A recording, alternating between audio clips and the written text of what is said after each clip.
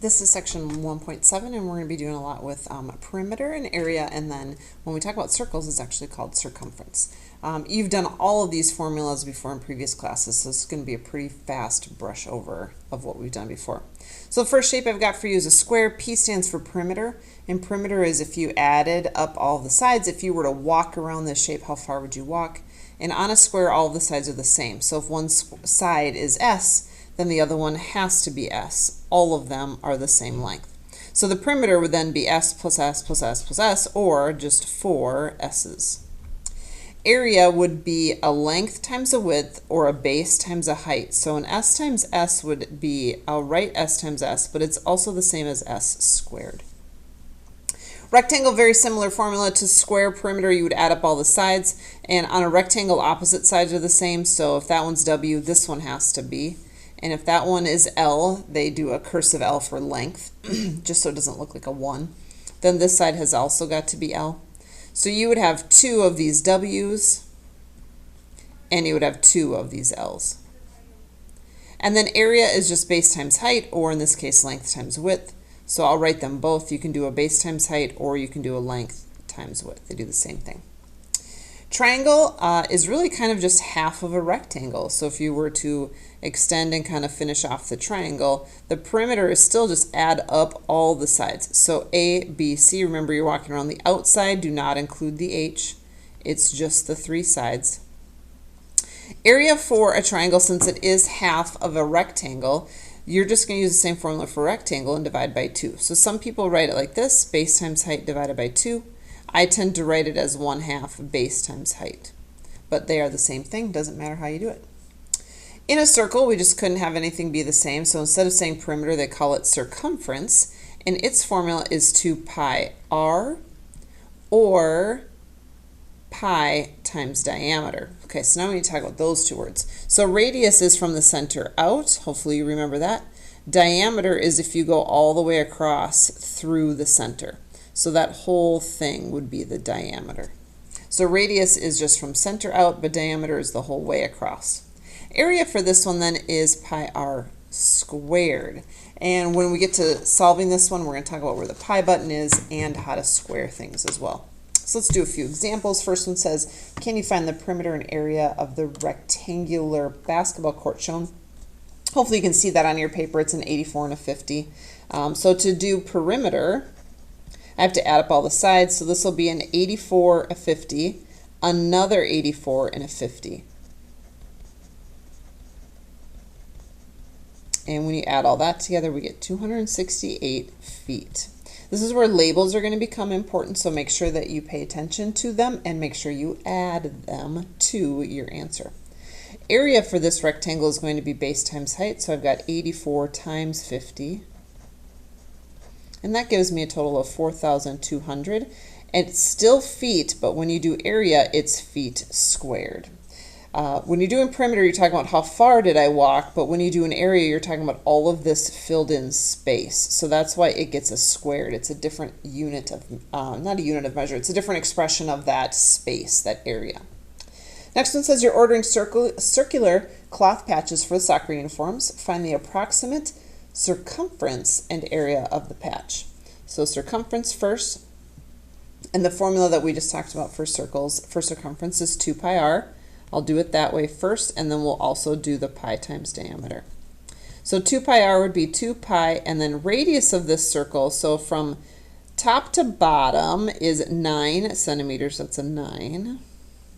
And so if I just want to go from the center out, that would be half of 9, so just 4.5. If you wanted to use the whole diameter, then you would do a pi 9. And they are the same formula. If you did 2 times 4.5, you would actually get 9. So they are the same thing. And in circles, when we're dealing with circles, we do 2 kind of different answers. So the first answer we do is what's called the exact answer. And that would be just 9 pi. I should do an equals there. You would get the same thing here. If I did 2 times 4.5, I would still get a 9, and then you just tack the pi on. This is called exact. We still want to add our labels. We were centimeters. And it's exact because pi is a non-repeating decimal, which means it goes on forever. So as soon as you type in 9 pi, this is an approximate answer. This isn't exact because your calculator cannot figure it out because it goes on forever. Not that this is a bad answer. I would totally take this. This is 28.27 centimeters. But we kind of do wiggly equal signs to kind of say we know it's approximately this. We know it's not exactly this, but this is close enough for what we're doing. So if you want, you can give me the exact answer. Love that. If you want to type in your calculator and give me the decimal, love that.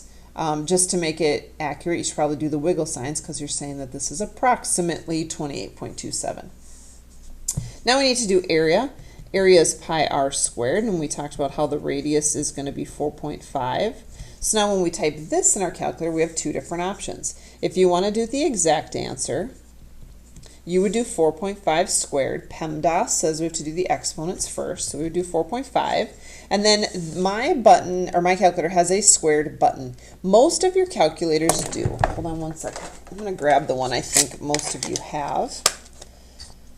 This one also has a squared button, so 4.5, and then you see a little squared right here. Most calculators have a squared button. If you can't find it, just bring your calculator to me tomorrow and I'll help you find it on yours. So when I do 4.5 and I hit squared, the answer I get is 20.25. So even though that's a decimal, we can call it the exact answer because it's not repeating. It doesn't keep going, or I'm sorry, it doesn't, oh my gosh, how am I wanting to say this? This one does not repeat. It does not end. It keeps going. Your calculator can just only display that much of it. And this one definitely stops. After 2 decimal places, it ended. It did not try and continue. So once we throw our pi on there and say centimeters squared, that would be considered the exact answer. So we just figured out kind of the numbers part, the visual numbers part for the 20.25. We tack our pi on there, and then that's called exact.